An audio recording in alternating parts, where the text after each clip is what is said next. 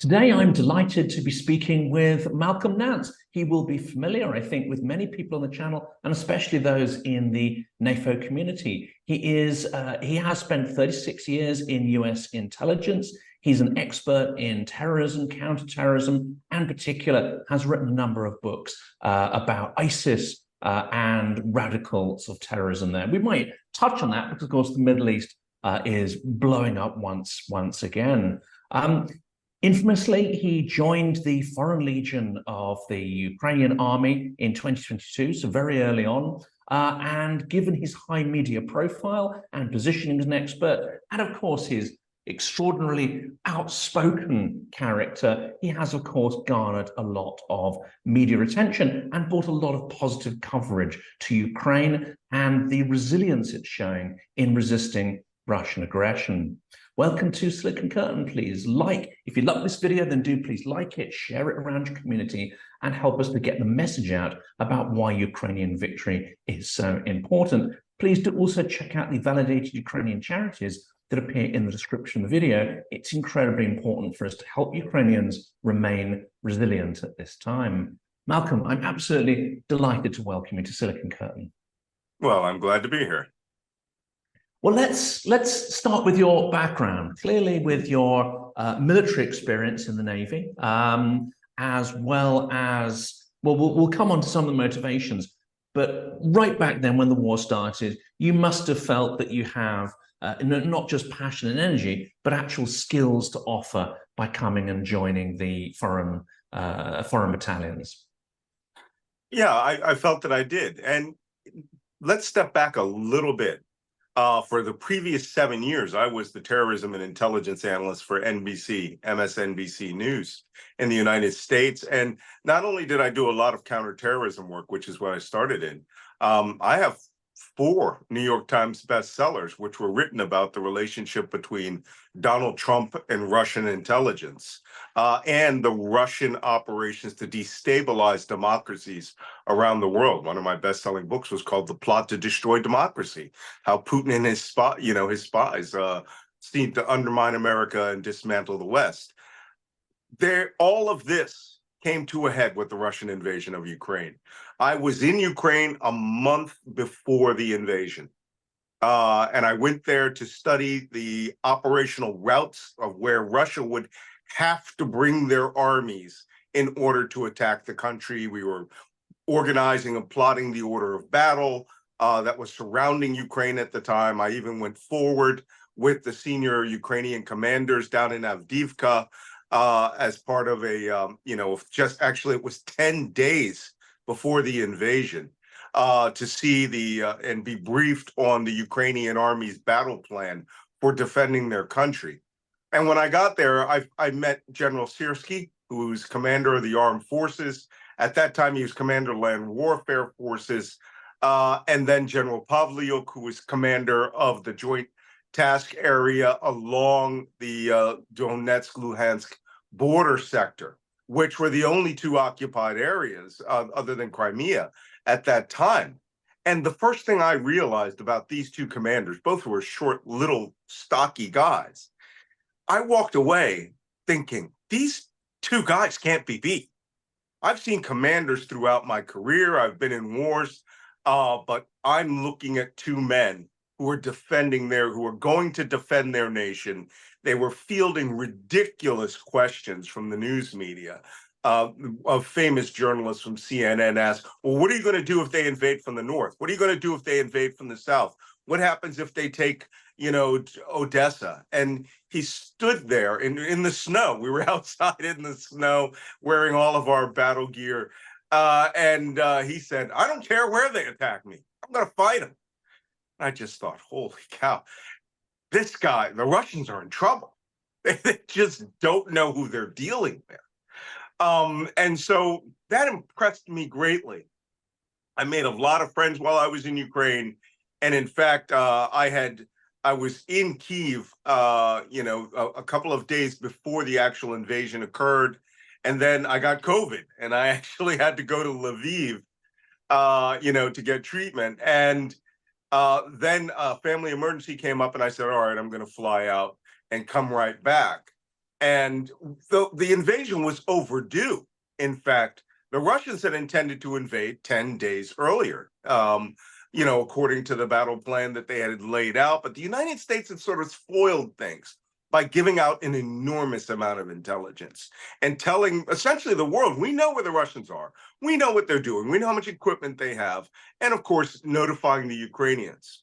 One of the biggest problems I had in news media in the run-up to that, I was reporting back from Ukraine, was that the common wisdom that Kyiv would fall in 3 days, Ukraine would fall in 2 weeks, you had to get out of the country, everyone had to escape the country. I knew that that was just ridiculous. I said on air in a very controversial interview where they had an academic on who was telling me, how fast Ukraine was going to fall, how fast Kyiv was going to fall. And I said, I was in Kyiv, and I was like, this city's never falling. Okay, you are not on the ground here. All right. This is the size of Chicago. All right. There's little old ladies with Molotov cocktails literally on their 20th floor balconies ready to throw them down. They're never taking the city. And, of course, you get academics and scholars and diplomats who beg to differ. But if you're not on the ground and you don't feel the terrain and you don't understand how these invasions occur, I mean, I was involved in 2 invasions, then you're just not going to be able to come up with an accurate assessment. And then I left. I flew on the last flight out of Ukraine, a Lufthansa flight to Frankfurt. And then by the time I arrived in Dublin, I had holed up in my hotel. I knew it was going to happen, so I didn't continue on to the United States. And by 2 a.m, Putin was making his speech announcing the attacks on Ukraine. But that was a foregone conclusion. I was returning to the United States to deal with a family emergency, which I knew would take 1 day. But I also knew I was getting all of my battle gear from, I was a contractor. I was an intelligence and surveillance contractor for the US government as well for years. And I said, I'm going to get all of my battle gear, all of that spare equipment I had from Libya and Iraq and places like that. I had hundreds of contractors. And I said, I'm going to bring all that back to Ukraine. So within 2 or 3 days, President Zelensky, actually 2 days later, announced the formation of the International Legion and asked anyone with military experience to come to Ukraine, which I thought was a brilliant move, as it would give them a body of experience, but it would also internationalize the war effort, so to speak. So I came back. I actually had because of my very high profile, not only that, I had decades in US intelligence. I met with one of the deputy defense ministers online. She told me, how fast can you get back here? I was like, I could be back in 4 days. And she was like, good, get back. We need your experience right now. And so I flew back to Poland, crossed border to Ukraine, and then went on and was assigned to working with Ukraine military and intelligence. And I can't say what I did with them. It was also part of organizing the Legion. There are Legion units within GUR. And then I received my training and then moved forward with the 1st Legion Battalion out in Kharkiv, the Kharkiv battlefront, and then went on to 3rd Battalion International Legion, and which is where I was, took part in operations against the Russians. You point to something really fascinating here, and this is the tendency of experts to either overestimate or underestimate the strength of Russia. And of course, Russia over decades has used, I guess, what's called coercive manipulation to both terrorize people, but also plant its messages, its assets, its agents, especially within academia. And those networks are only now just being really uncovered. And I think there's a long way to go. So did it surprise you to hear such a detached from reality point of view from some pundits and academics? At that point, did you already think, well, hang on a second, either they just are completely disconnected with the country, or there may be something sort of worse going on here? Because these points of view were fairly ubiquitous. But I think anybody who, like General Ben Hodges, had trained Ukrainian troops following 2014, and indeed anyone who'd been following Maidan, and the fact Ukrainians were able to, probably one of the only instances in history, roll back that kind of tyranny, which sort of seemed almost inevitable, and start de-Russifying their country after centuries of imperial control. Anyone close to this would see those academic points of view and think, yeah, this is very, very far from reality. You know, I had grown up in the Cold War. I started in intelligence in the Cold War era, back when the KGB was ubiquitous. I mean, even though I was a specialist in the Middle East, Russians and Russian intelligence were everywhere because it was the Soviet Union. And the Soviet Union had spheres of influence all over the place. And the one thing that they were actually very good at, or, at the time we didn't think they were very good at, but which historically we now see they were very good at and has been magnified by Putin's Russia, is they were very good at propaganda. Now, under the Soviet Union, it was laughable. We just learned over 70 years to just laugh at anything they put out. It was all bull. There was nothing you could, that you knew it was just a machine manufacturing words, sort of like North Korea's.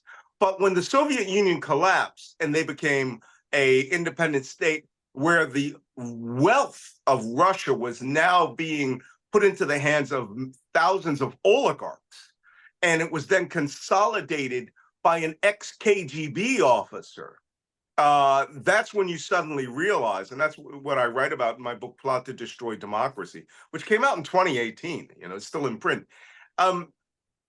As a KGB officer, he understood the power of consolidating intelligence, counterintelligence, and propaganda into one machine.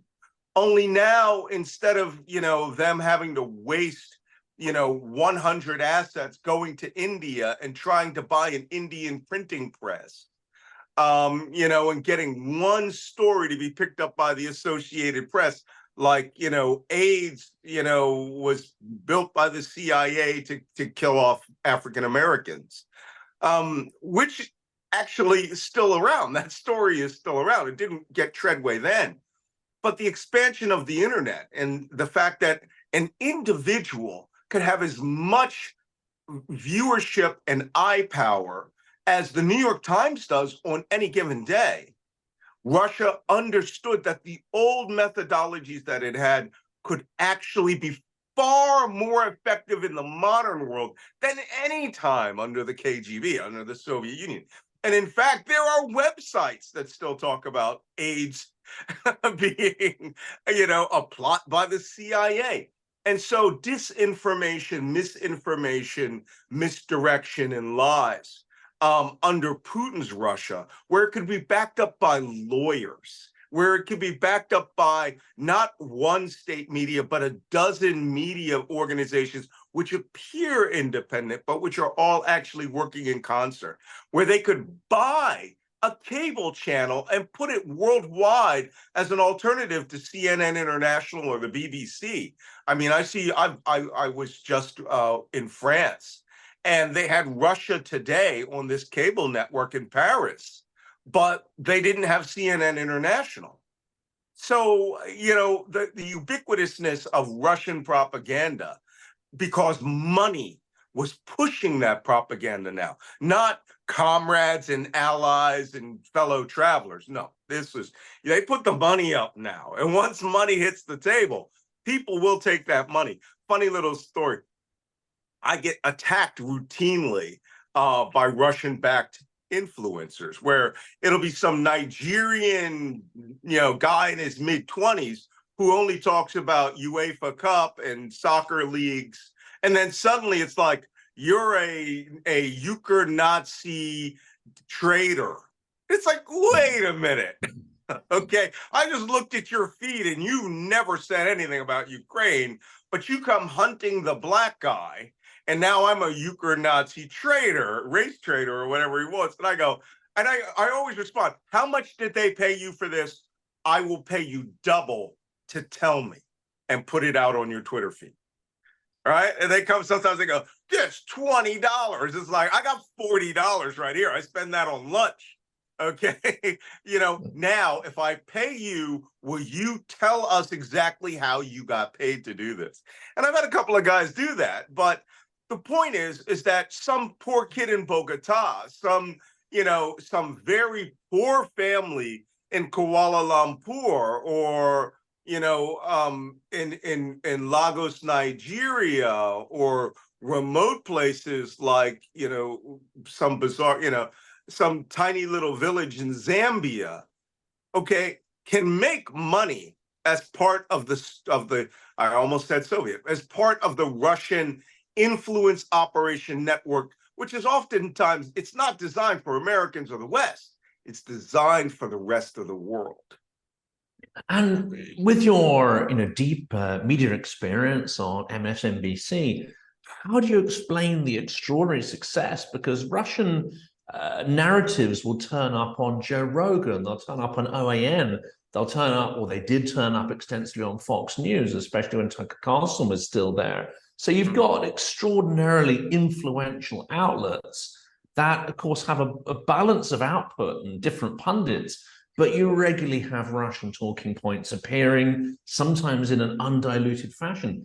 That's an extraordinary success, and possibly they didn't directly pay for all of this. So what are the people who are spreading this stuff? What are they getting out of it? Well, let me put it this way. Prior to the arrival of Donald Trump on the international world stage, conspiracy theories were just that. They were conspiracy theories. People didn't take them seriously. The people who did take them seriously were discounted.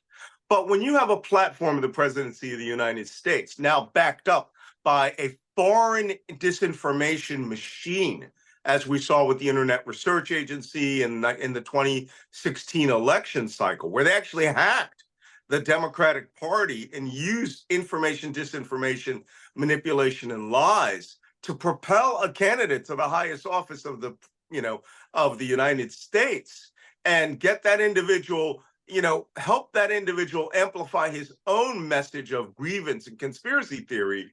There's virtually not much more you can do.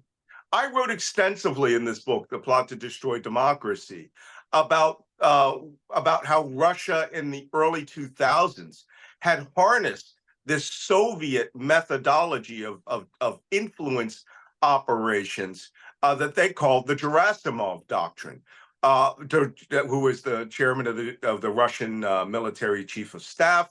And the doctrine was to use disinformation, misinformation, cyber warfare as the cutting edge of any operation against any of their future adversaries. Vladimir Putin had a future adversary in his head, okay, which was the United States and the West.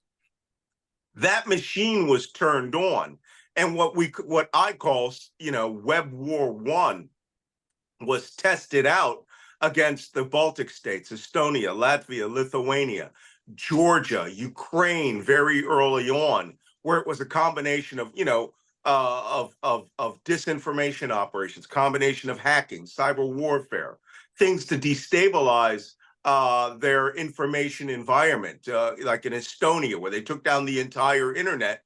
First, it was done by cyber, what a good way of putting their name is, cyber vigilantes and cyber patriots. And then the Russian military intelligence saw this and was like, whoa, we can pile onto this too.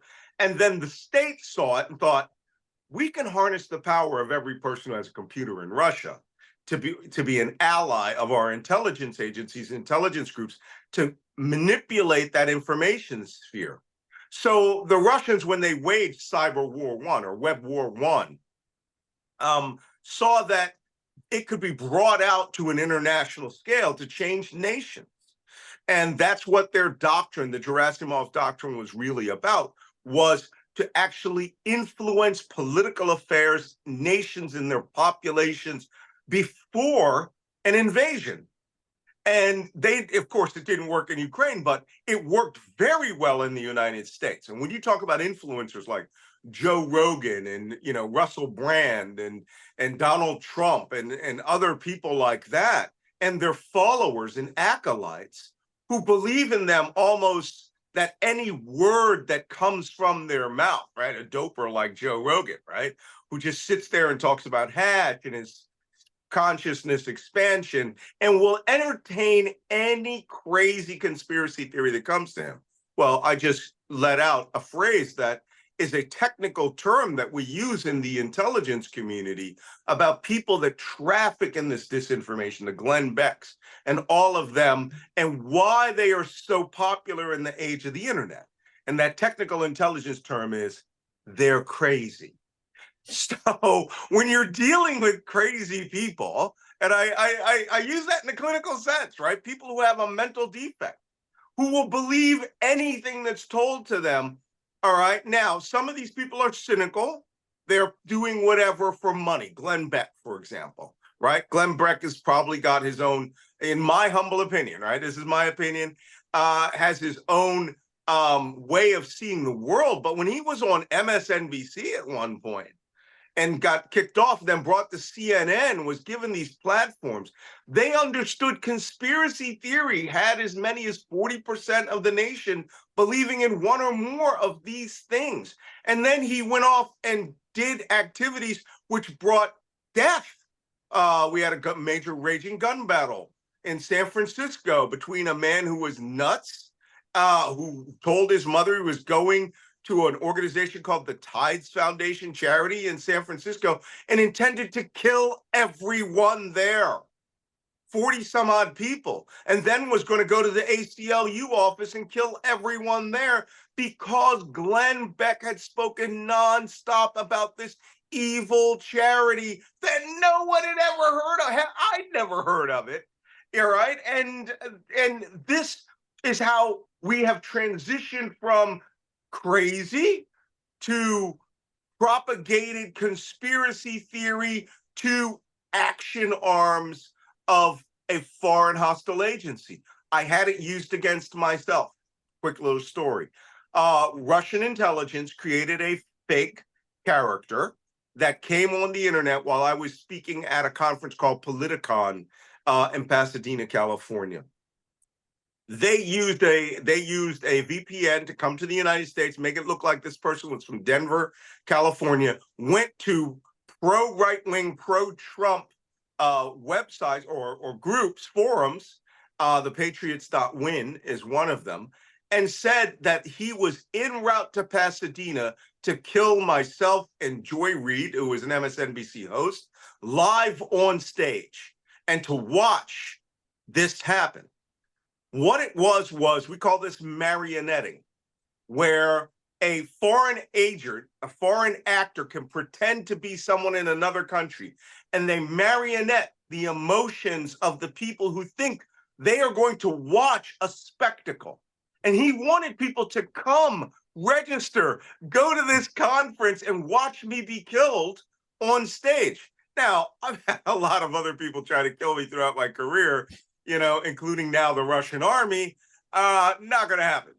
So when it didn't happen, he expected people to get angry in the conference room. We tracked this back. Look, my principal agency I worked for was the National Security Agency. So believe me, I have friends who are going to tell me where this originated. And it originated in St. Petersburg. We know the exact spot that it came from.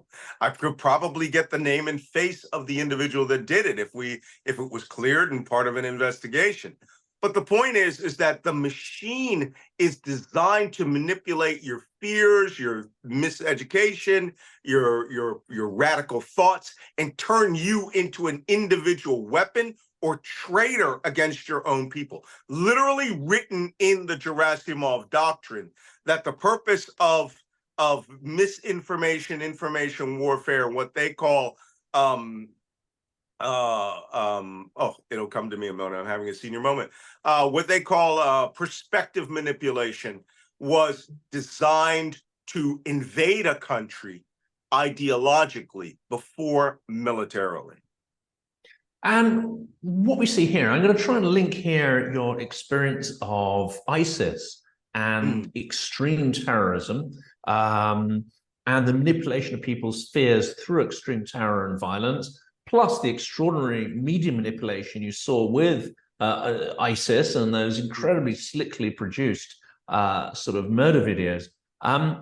We see now Russia desperate on the battlefield. We see it has engaged in a number of what could be described as intelligence or even terroristic plots. We see it becoming far more classified as a terrorist state. I mean, Ukraine has known this for some time. Other people are starting to catch on. We see the plot to kill the CEO of Rheinmetall.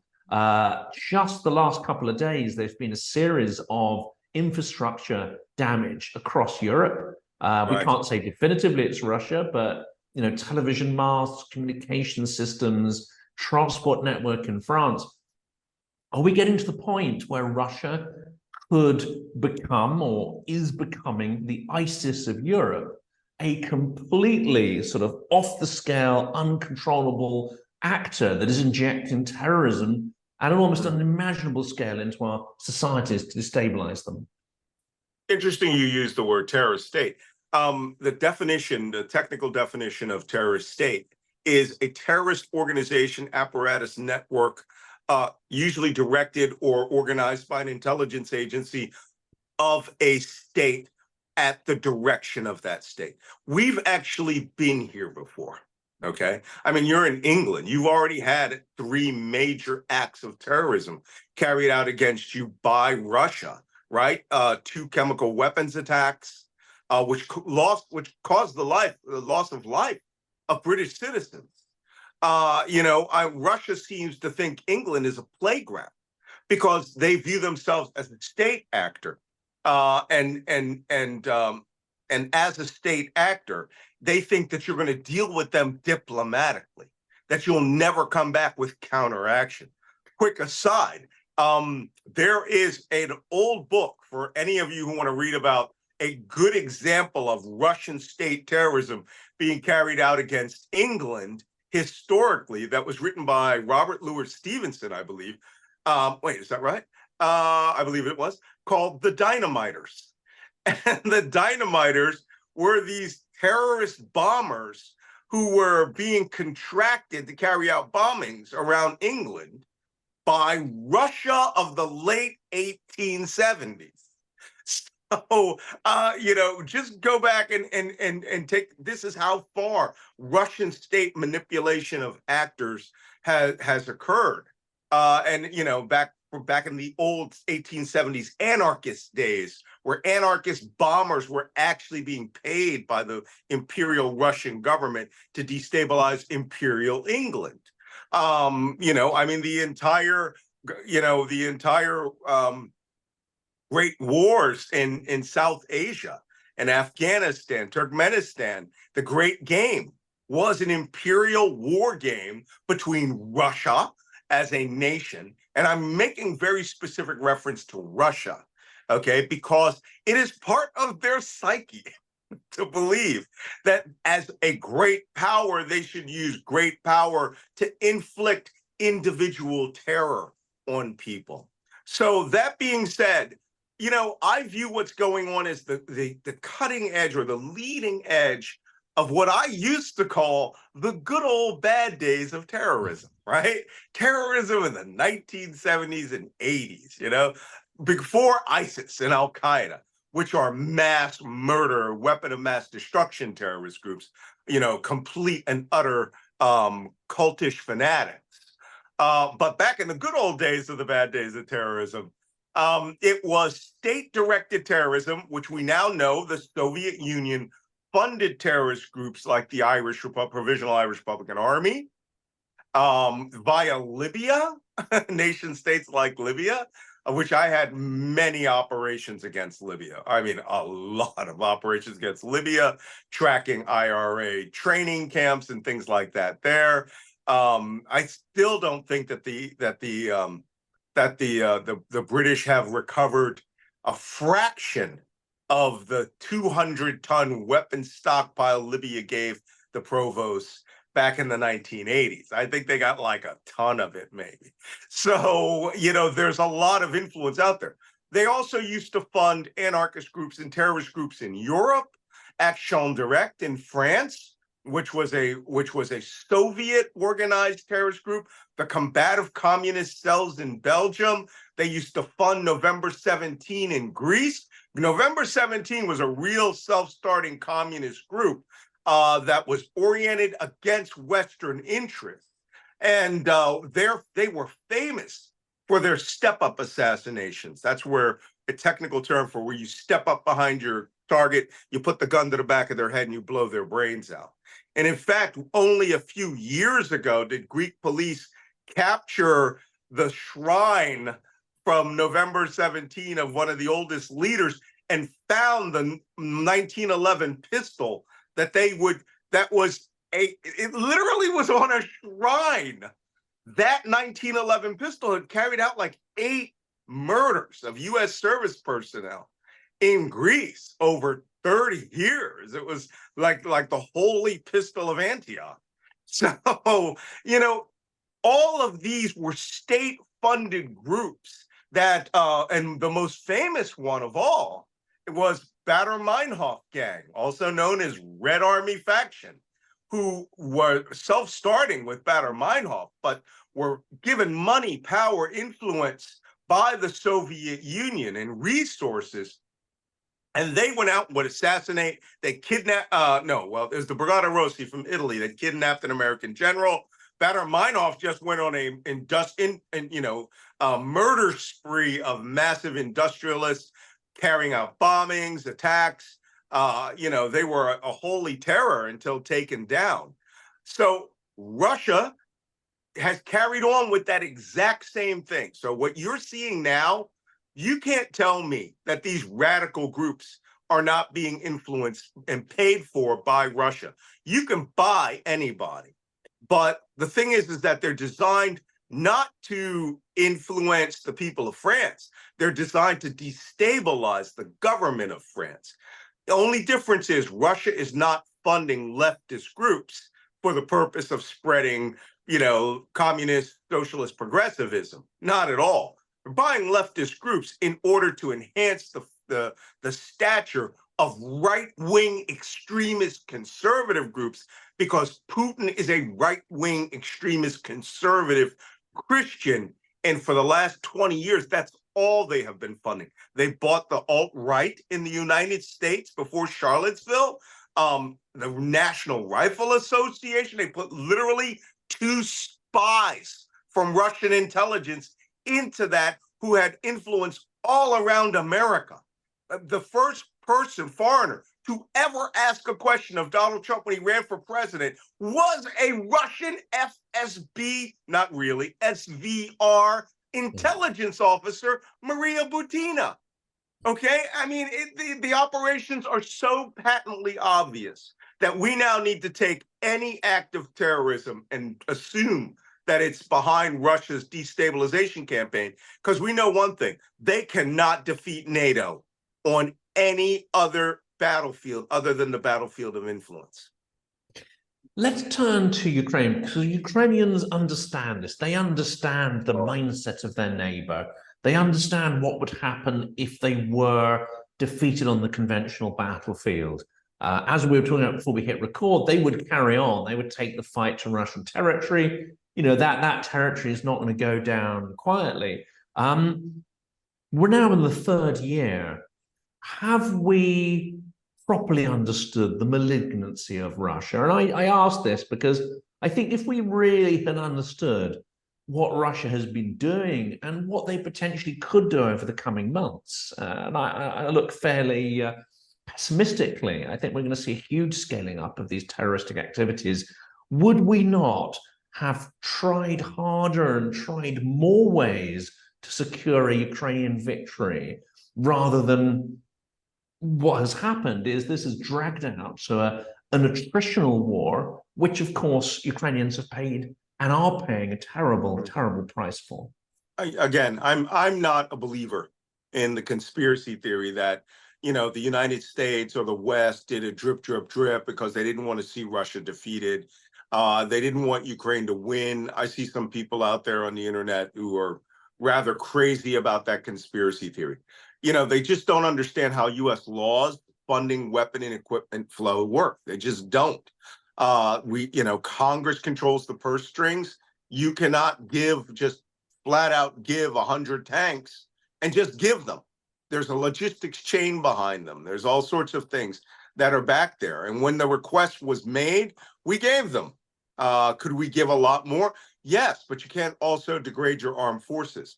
I mean, President Biden has given, now we see that Ukraine's going to be getting 6, maybe 8 Patriot weapon systems because the United States has promised other countries like Israel, Greece, and Germany the new advanced version of Patriot that can shoot down literally anything, right? So Ukraine is benefiting from that, but we do have to work within those laws. Look, again, I bet my life on US supporting Ukraine. Weapons, ammunition, and intelligence support has probably been the most important thing America has done for Ukraine. Those Russians can't blink without the United States telling Ukraine about that. Ukraine also, let me tell you some things. Ukraine also has an outstanding human intelligence system throughout Russia and its own battlefront that just cannot be matched. I mean, Ukraine and Russia were tied like this for, decades. So having people come and report to you or watch things for you or help target things for you or blow up rail lines on the North Korean border, I mean, Ukraine has its own resources that should be respected. So I think that I'm a big advocate. As a matter of fact, I've written a point paper for the incoming Harris administration about pulling out all stops, giving Ukraine, if it's approval for 80 F-16s, even though they can't afford it right now, give approval for it. However many aircraft they want, whatever you want, do whatever you want with it, is my philosophy. And then Ukraine can win, not just maintain the battlefront and defend. They can go on the offensive and win. And this is an interesting point, isn't it? Because the focus seems to be very much on the conventional warfare. Right. And there seems to be, not so much perhaps amongst the British, but certainly in Washington and definitely in Berlin, there's a slight sense of unease, caution, queasiness about so-called asymmetric warfare. Whereas I think a lot of Ukrainians understand that to win purely in terms of conventional battlefield is not impossible, but the cost is going to be incredibly high. And what Ukraine actually is incredibly smart and innovative at is doing things that you don't expect, whether it's sea drones, clearing Russia out of the Black Sea, long-range strikes, and some of the asymmetric stuff that's been going on. Do we also need to remove any kind of lingering red lines and trust the Ukrainians to do what's required asymmetrically as well as conventionally? Well, as you put it in the definition of asymmetry, which is essentially for a smaller power to use the strengths of the enemy and do a form of military judo. Ukraine has been punching way above its weight. I mean, right now, the Black Sea has no ships in it, none whatsoever. The Sea of Azov has been completely emptied of ships. Russia has been reduced to 2 submarines to launch caliber cruise missile attacks, which I suspect may not survive very much longer because the Ukrainians aren't stupid. Okay. If you can asymmetrically sink ships with suicide bombers, you can pretty much hunt down, and with, I know right now, I can almost feel it. The Ukrainians are like, hey, we need accurate intelligence data on the cruise missile launch box of Russian submarines. And we'll say, why? And they'll say, you'll see. And the next thing you know, we'll have Sea Baby, drones, 6 or 8 Sea Baby drones dropping 2 Mark 50 torpedoes on that box, which, by the way, will run in a pattern and look for the sub themselves without any assistance. And the next thing you know, there will be no submarines in the Black Sea alive. So Ukraine has been brilliant at asymmetric warfare. By the way, if that happens, you heard it here first, but that meant the Ukrainians were thinking about it months ago. So,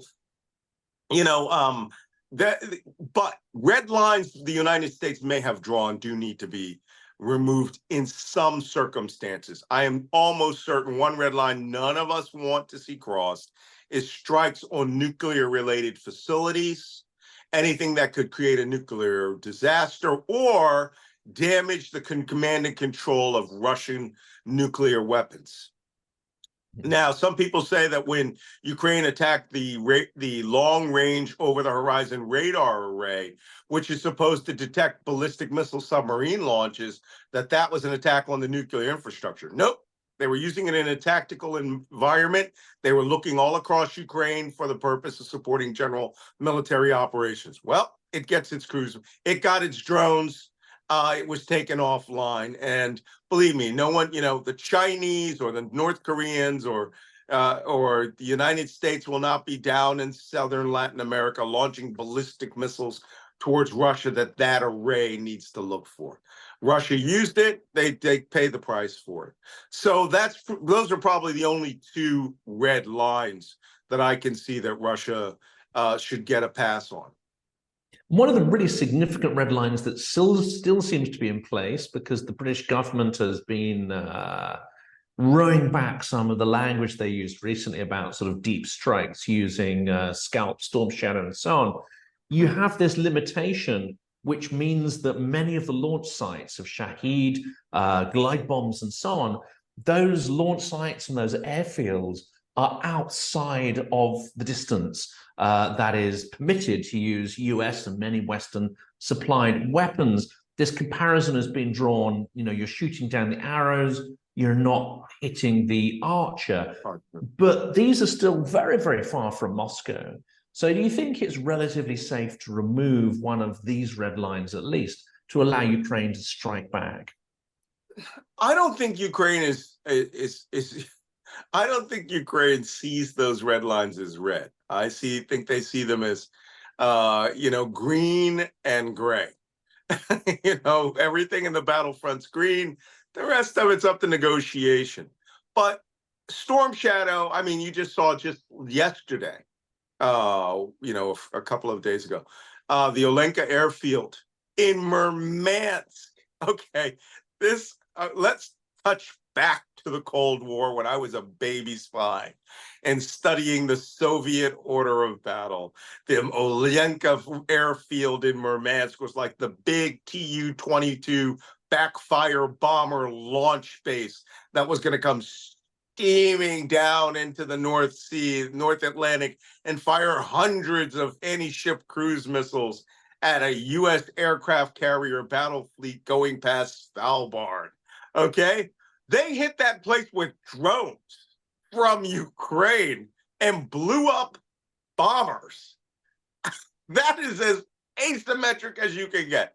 It's like 1,200 kilometers or some shit, or it might even be miles. The Ukrainians have long range, those little beaver drones go forever. Nobody notices them. They sound like a little prop job. If you launch them at night, nobody can see them. And once you're past Kursk, everybody's too damn lazy or drunk to even look up in the sky and be on the lookout for them, especially Russian soldiers. They're conscripts. They're just happy they're not in Ukraine. So you can hit anything you want in Russia. I'm pretty sure if Ukraine wanted to bomb the Kremlin in great seriousness, blowing up Putin's offices, they could put 20 or 30 drones into that building and get 20 or 30 hits. But I suspect the use of big weapon systems like Storm Shadow and Scalp, I think that they're fine where they are. But I am a big proponent of killing the archer. I've been to Murmansk. It is a hell of a long way away. It is not close by any means. And what's interesting as well, because of course, you allude to some stories that get around, whether it's for partisan reasons or whether because people are, especially some on the ground, they may see that they may think they're not getting enough support, and there's a certain desperation there. But also there's been a lot of, I would say, frustration directed at Jake Sullivan, who is seen as one of the main blockers. Rather than being completely partisan about that, let's turn to Kamala Harris, who is looking more and more likely to be potentially the next president of the US. I haven't seen her really repeat any Russian propaganda narratives, which is fantastic to see, because on the other side, you get an awful lot of them and have done really since 2016 and earlier. But it's being discussed that she may replace the entire national security and defense team. Is there anything positive for Ukraine that we can read into that? Only that I'm trying to get on the national security and defense team of Kamala Harris.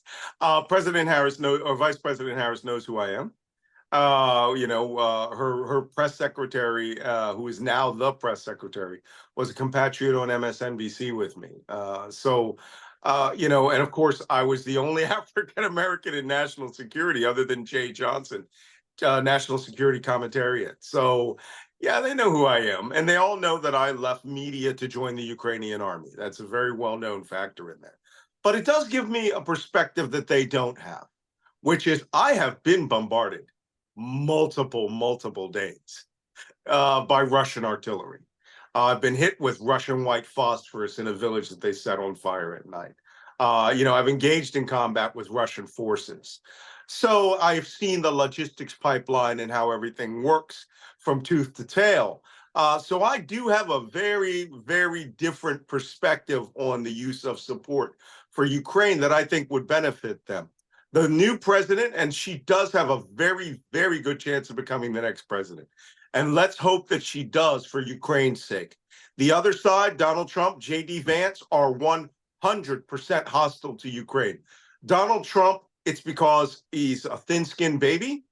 And when Vladimir Zelensky did not lie and direct a false investigation against Joe Biden and his son, and Trump was impeached over that because he misused his position as president of the United States, he has taken a death hatred against Zelensky in Ukraine.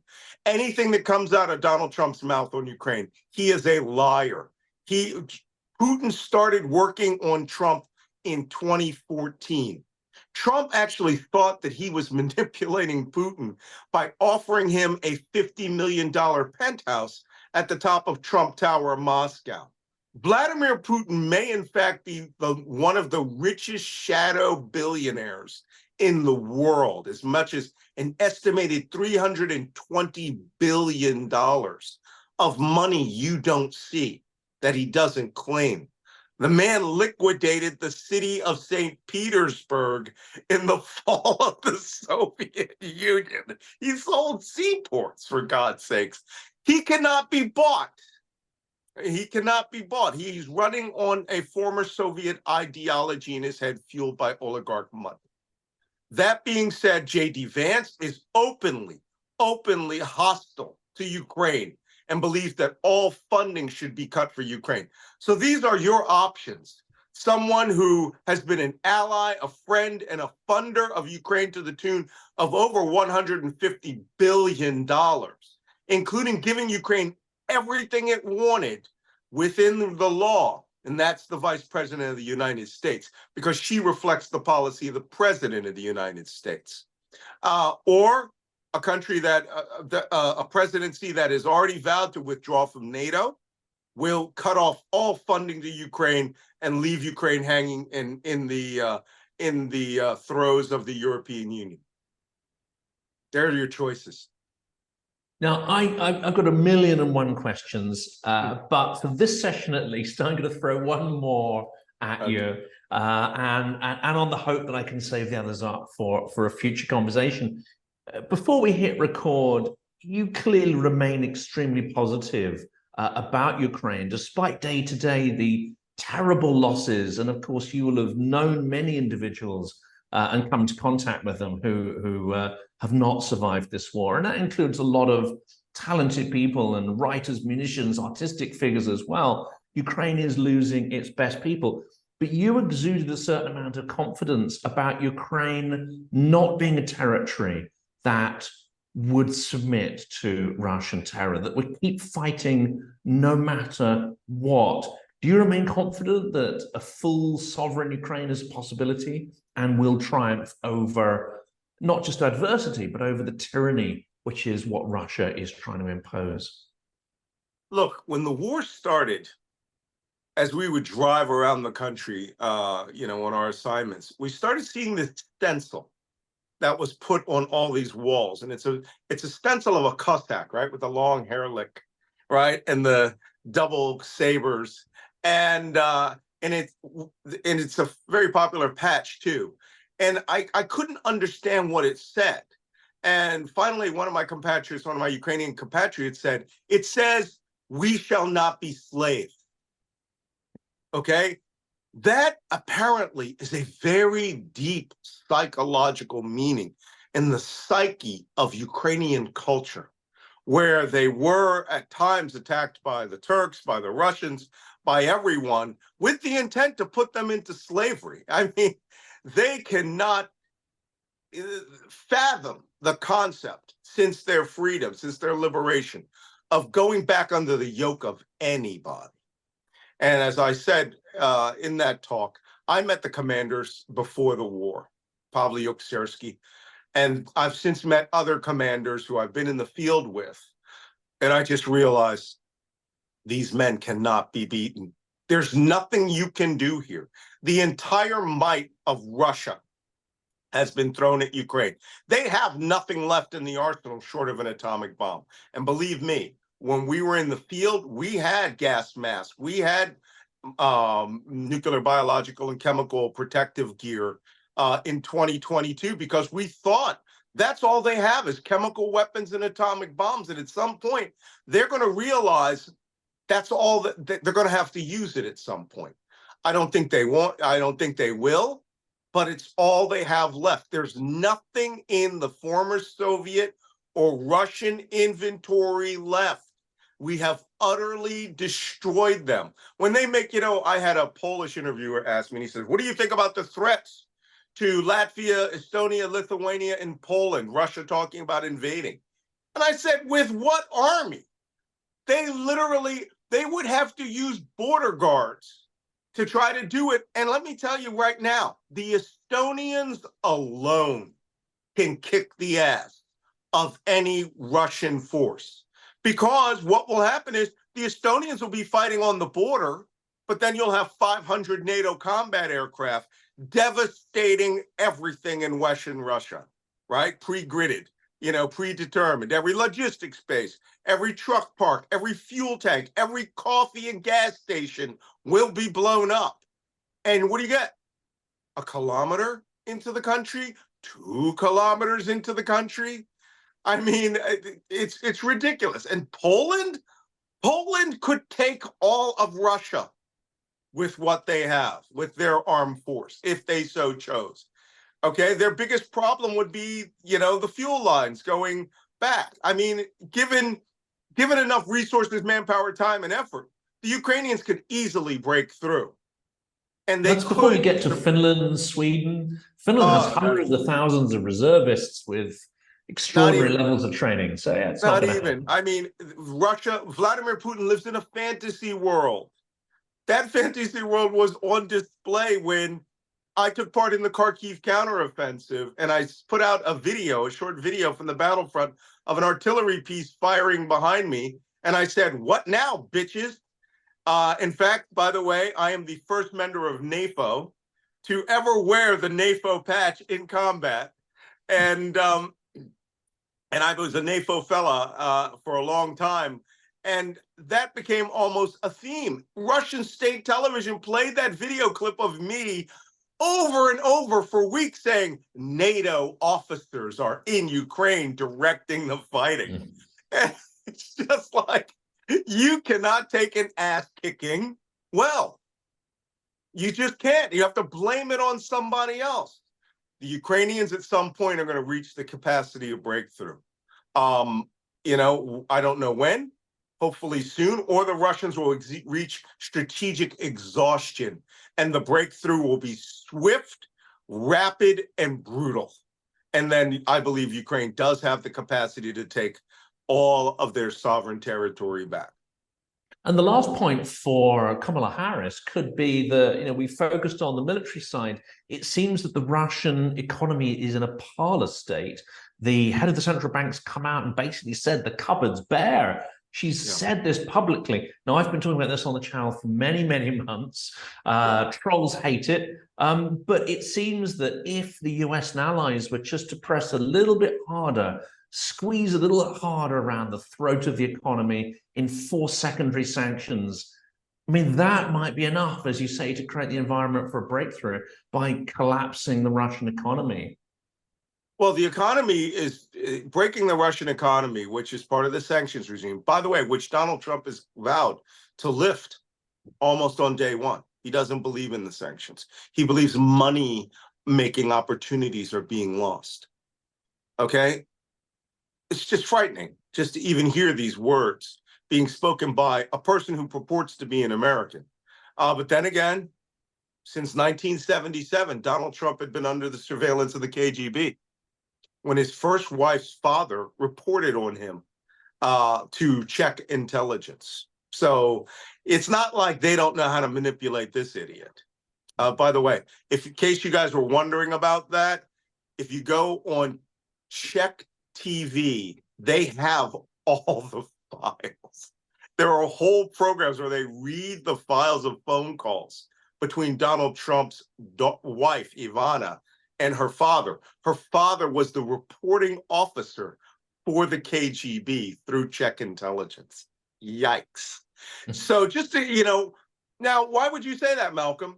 As an intelligence professional, if you've been watching me for 50 effing years, everything, phone calls, interactions, knew when I was going to run for president, knew all about my financial transactions, put spies literally into my camp, you're going to be able to manipulate that person on a level that nobody else can. They can't do it for Zelensky, but they can do it for Trump.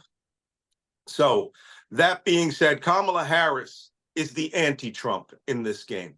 She will be Zelensky's best friend. Also, she's a former federal prosecutor, and she was a great ally as a senator to Ukraine and an ally as vice president. Her national security team will be a lot more tough on Russia and far more flexible on Ukraine, if I have anything to say about it. And let me tell you something. I know people who on her staff, if I apply for a job on the National Security Council staff, you will have a pit bull in there on Ukraine. And you know what? I think that Russia needs to understand the last thing that they want advising the new president of the United States is someone who fought in Ukraine and mock them on Russian state TV. So let's hope a NATO fella in the White House, or at least the executive office building.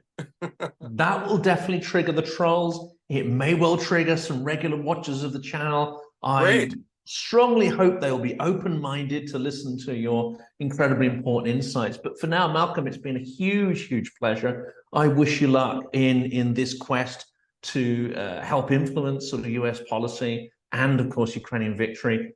Thank you for everything you've done here and for appearing on the channel. My pleasure.